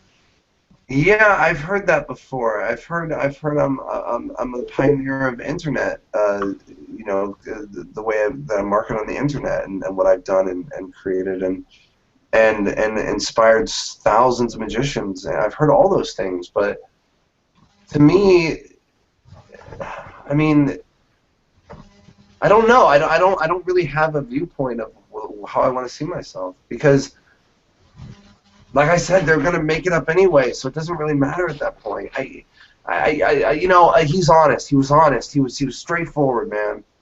Damn it, Justin Miller. He was no nonsense, no filter. He said it the way it was done. He said, you know, said it how it was. He didn't care if he hurt your feelings, because it wasn't about that. It was about making you a better student. That's there you go. There's my mantra right there. Whatever that is. That's a pretty cool legacy, and from having chatted with you a number of times now, I'd say it's probably a pretty good one.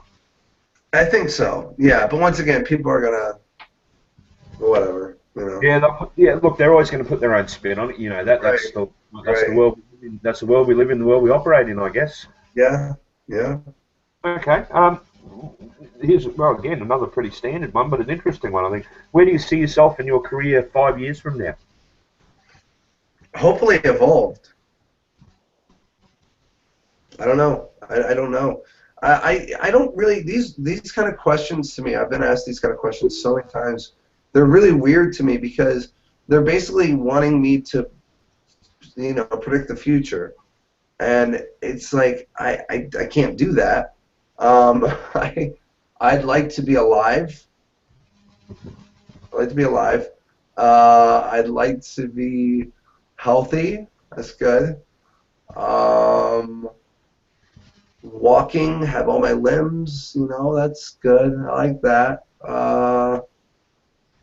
And magic-wise, I think just more involved, and hopefully with some better ideas, and you know. Yeah. You know, it'd be fair. Would it be fair to say that Justin Miller's not a great long-term planner? I am when it comes to certain things, Right. but not when it comes to the viewpoint of myself. Because, like I said before, I've learned that so many, you don't know what the future's going to bring, so who knows what's going to happen. And to say what I would like is going against the concept of reality. So to me, it's like asking a colorblind person, you know, why the color black is red to them. It's just because I'm colorblind, you idiot. You know, that's the reason. There's no, you know what I mean, or whatever it might be. So, to me, to answer that question is kind of going against reality a little bit. No, that's I'd fine. like to be alive. I'd like to be alive. There you go. That's a good answer for 5 years' time. I'm the same. I'd like to be alive in 5 years' time. Right? It'd be nice, but who knows? Maybe I'll get killed today. Who knows? I don't know. I have no idea what happens. I don't know. I don't control this thing. What's the most rewarding part of performing or creating? There's two parts. The creation itself and the finished product is a joy and a reward for myself as a creator. And then the other one is showing it to people and seeing their reaction from this idea that just started somewhere in my brain. You know what I mean? I love this concept in humanity where here's this abstract thing, right? And then it just comes out in arts and craft situations and scissors and glue and then it becomes this thing. And then that thing is now shown to people, and now people react to that thing, and the energy from that is just spread, and it's so amazing to me that happens. It's incredible. It's like taking It's like them reading your mind, basically. They're reading your thoughts in a physical form. It's such a weird thing. It's such a weird thing. So I love that, those two things. Okay, and you don't get that same thrill. I mean, you obviously you become massively passionate to talk to when we talk about creating. You don't get that same passion when you're performing anymore. Oh, I do. I totally do. I absolutely do. But there's two. It's just two different experiences. Performing for somebody something you've created, and creating something that you're going to perform, and because the creating process, there's so much blood, sweat, and tears, and aggravation, and disappointment, and then the eureka moment. That it's all these emotions. Just it's like, God, I can't. Yes, There's that right. But then performing it for people, it becomes more of a looser, casual moment that they then get that eureka moment. But they get the eureka moment from the magic they're seeing. They're not getting it from the creation of the magic. You know what I mean? So it's a really interesting dynamic to watch between those two things. So I get the thought from you that you really get off on the fact that your brain heads to that place before anyone else in the world has. Yeah, I love when that happens. I really do. And I don't go, I'm special, look at me. No, I'm like, this is awesome. Not in an egotistical way. I understand what you're saying. No. Yeah. It's not hello. Justin's great because Justin's thought of this today. It's just it's a buzz. Yeah. When your brain goes to that place when no one else has gone before. Yeah. And like with Firsthand, when me and Paul started working on Firsthand, Paul just kept going, why has nobody ever come up with this yet? This is so simple. Why has nobody ever? And I said, well, the reason I think nobody's ever come up with this is because every person who's worked on this bill plot, this bill change, has done it in the gimmick version. Patrick Page, the original version, Easy Money, was a gimmick version. And every single version from that point has been a gimmick version. Nobody had worked on an impromptu version. Never. And we were like, yes, this is awesome, So yeah, man, it's a great feeling when you come up with something that nobody else has ever come up with. It's great. Yeah, so sometimes that creative process can be stilted by stuff that's gone before. Sure. From the outside looking in, and I don't perform one. I do own a number of effects that do this. Have yet to come up with one that I like, that I'm comfortable with. I may come up with my own one day, who knows. Torn and Restored Card is a classic. The methodologies now all head down very much the same path because that's where they started. Yeah, they do. They absolutely do. And that's why I created Descent. Descent was a completely different way of looking at it. I hate with a passion any kind of magic where it's watch me magic. Watch me pull coins from my sleeve for no reason whatsoever, just because I can. Watch me take these 4 pieces of cards and put them back together one by one. Why? Why are you doing that? It makes no sense. Why did you rip them up? Why did you rip them up? And that's what Guy Hollingworth says. Well, the reason I ripped them up is to put them back together in the first place. And that's kind of the point. It's like the only reason I ripped them up is so that you could see how they look back together. But if you want to see how they look back together, don't rip them up. It doesn't make sense. It's circuitous like that. Right, exactly. So the reason I don't perform a Torn and Restored Card is because I haven't come up with a reason why. That is my reason for not to do it. Right. Because I can't see a point. Right. I agree completely. And that's one of the reasons I came up with Aftershock and Descent. Because Aftershock is you find the wrong card and then you tear it up. So you tear it up in disgust. And I like that. I like this whole moment of, this really wasn't your card? Oh, damn it. Well, now, in their mind, they're like, you just ripped a card. So since I know they're thinking that already because I've already thought that this is how they're going to think because I created the trick. To put it back together is the next response they're going to say. Whether this is a wrong card or not, they want it back together. I guarantee you, you walk out and you tear a card up and you just lay it on the table. Somebody's going to say, can you put that back together? They're going to say it. When you tear a corner, or if you're doing an orange, orange routine or lemon or some kind of fruit, whatever, and the corner matches, every single time, can you put the bill back together? Yeah. You just did a miracle. You just did a miracle. And they're like, well, can you do that? And then they're like, well, I don't believe in magic if you can't do that. You just saw a miracle. So I try not to do things, especially when it comes to tournament sword cards, where after the magic is done, they think more magic should follow. And you know what? Damn it, they're right. They're absolutely right. Because if you could really do magic, you should be able to put that damn piece. I mean, you just did all the other pieces. Why can't you put that piece back together? You know? And there's so many different tournament sword cards. There's so many different ones. Yeah, and the funny thing I notice is that spectators actually place a lot more value on our cards than yes. we probably do. They absolutely do. So when you have them, when they sign a playing card, sorry. Well, when they sign a playing card, when you say sign a playing card, they freak out. They're like, oh, you want me to do what? You want me to sign your? What, isn't this just going to ruin your cards? No, it's not. But they're so used to using cards for card games that card games, if you lose one damn card, you can't play the game. So, and that's why they think that way. I always thought about that for a long time. Like, why do they think that way? Then when I was younger, I realized why they thought that way. It makes sense. So if I rip a card up, oh my God, what are you doing to your cards? Now I have their attention. Now they're invested in this trick because I ripped a card up and they would never do that. So then when I can put it back together, that's magic.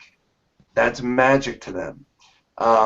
You know, and going along those same lines, I love magic that is organic in a feel. It might be set up ahead of time, but organic in feel. Bloodlink from Bold Volume 1.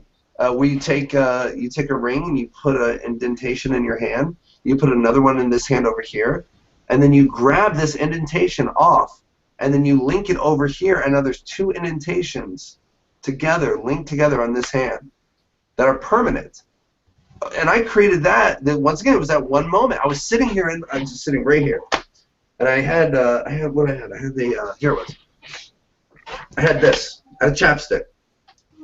And I was going like this. I was just, whatever. And I wasn't even thinking about a trick. I was just like this. And then I moved, I just went away, and I was like, huh. And then it hit me. Okay. And now I said to myself, wouldn't it be cool if you could take that link, that indentation in your hand, move it off your hand, and then place it over here so it's now linked like this one. And I immediately had the method in like 3 minutes. It just happened. And I'm like, holy shit, that is so cool. Because it's not a card trick. It's not a coin trick. It's not a everyday what magicians do trick. This is something that's impromptu. It can be done anywhere. And you know what? That looks really cool. That image looks really cool on your hand. And so when you move that over to this, boom, and there it is, they freak out. And then I thought, okay, well, I don't want to use a chapstick thing. And then I thought about a ring. And then I started messing with different rings and what different rings would do. Then I started messing with bottle caps and what bottle caps would look like. And then I went through this whole gamut of what can I press into my hand, the indentation, you know? So it's once again, I don't like the watch me magic. I don't like the magic where you're just pulling coins out of and then just the coins. And I used to do that stuff, so don't get me wrong, man. I used to do all that stuff. But I also used to, you know, suck on my mom's breast for milk. And I don't do that anymore. Much, but it's weird. But that's, you know what I mean? So, you know, we don't do those things anymore because we're not that age anymore, you know. And so for me, I grew up and I learned that. I always thought it'd be funny if like there was, you know, like if there's an Alcoholics Anonymous. I always thought it'd be funny if there was like a Show Me Anonymous or something, and people just walk up, they're magicians, like, hi, my name, and I'm going to use Eric Jones as an example, because, you know, whatever. I was like, hi, my name is Eric Jones. Hey, Eric, I like to pull coins from my sleeve. I think that'd be great. There'd be like just a group for people who do stuff like that. As a disclaimer, I own the metal series. I think Eric's a very good coin worker, actually. But I think no, Eric's a friend of mine. No, there's no disrespect whatsoever there. That was for the audience, not so much for you, Justin. What's that? That was for our audience, not so much for you. Oh, I see what you're doing. No, Eric's great. Eric's a great guy, and he's got some great coin work. He's amazing. He's absolutely incredible. You touched on something there. We're probably running out of time shortly, but before we do, I want to touch on something you just brought up, which is the Bowl Project. Oh, yeah, the Bowl Project, yes. Tell us more. So I created this project because I was sick of just putting magic out to put magic out. This was one of my reasons. This was one of my, as I was working through the concept of hating marketing again and the industry and all this stuff, and I went through a period of that, I was like, well, how's the student really learning, you know? So I came up with a system, and the system was every week I would add a new effect to the project. But when you got in at the level you got in on, that was the price you paid, and that's it. So if you got in the beginning at $25, then you got in at $25 when there was 37 tricks. You see what I'm saying? So it was just a way better deal to get in at a better price, and it ended up being $180 at the end, because I would add a trick and I would add $5 every single week. Okay. So add a trick, $5. Add a trick, $5. And it became huge. I had over 2,000 members that signed up for this. That's a nice number for the magic community. And then eventually Illusionists saw it and they loved it. And they loved the concept. They said, would you like to put this out with us? And I said, I would love to. I think it's a great idea. So now it's a 3-volume set, 3 DVD set. There's about 9 tricks on each one. And the reason it was called Bold, because it was bold methods, bold presentation, and bold effects. And bold visuals. It's all magic that's designed to push you out of your magician comfort zone and actually learn how to be a magician. And that's through audience management. That's through creating effects or performing effects that are just incredibly bold that you don't think is going to work. And that's what this whole project has been about.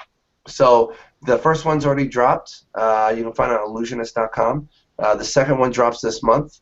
And then the third one, I don't know when it's going to drop. I don't have a date for that yet. So I'm really happy about it. It's really a defining work for me. Honestly, what it is, it's the older version of me for my original Strolling Hands DVDs that I did. It's now the more, here's how far I've come. You know what I mean? For my own personal line of seeing where I've been in life and magic. For other people, I think they just think it's really good tricks or whatever.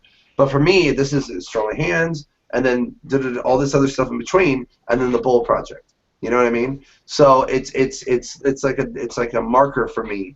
Like, oh, okay, you've come a long way. Look at the magic you did before, and now look at the magic you do now. They're different. They're completely different. So it was a really good thing for me to see that, and the DVDs really helped do that. So, yeah. Okay. For everyone who's interested, they can head over to illusionist.com or www.justinmiller.com.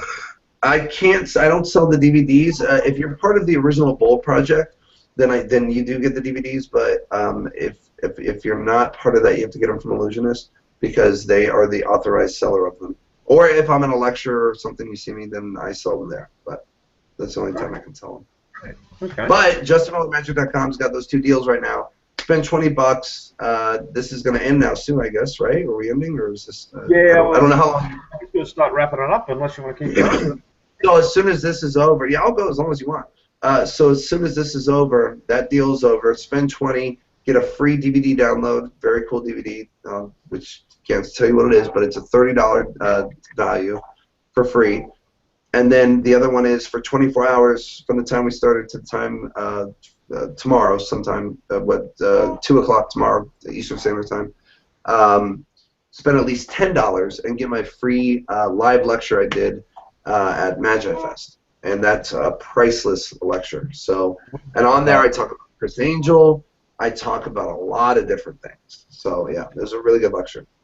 We'll have details up on the Facebook page and up on the Full Circle Magic page, www.fullcirclemagic.com. So if anyone's interested on where to find the deals, they'll be there definitely. Justin, we probably are out of time. Unfortunately, I could probably talk all day to you, man. To be honest. I would love to anytime. Yeah, I love this stuff. So what I'll do is I'll say thanks to you, obviously, for your time. Thanks for all the candid answers. Thanks for being gentle on me. As you know, it's my first interview. So thank you for being gentle. Thanks to Laura for setting it up. Thanks to all the other admins who are in the background doing all the work that let me sit here and talk to hopefully a new mate of mine for the last 2 hours. And that's probably about where we are, I would say. Great, and I want to say thank you to all the fans, all the people. I must say. I want to say thank you to all the fans and all the people that are watching right now. I really appreciate the support and everything you've done for me. If it wasn't for you guys, I wouldn't be here. And thank you, Laura, and thank you, Daz, and thank you, all the guys at Full Circle. This has been a great opportunity, so I really appreciate it. Thank you. Excellent, man. Hope to talk soon. All right, man. Thanks, Justin. All right, bye-bye.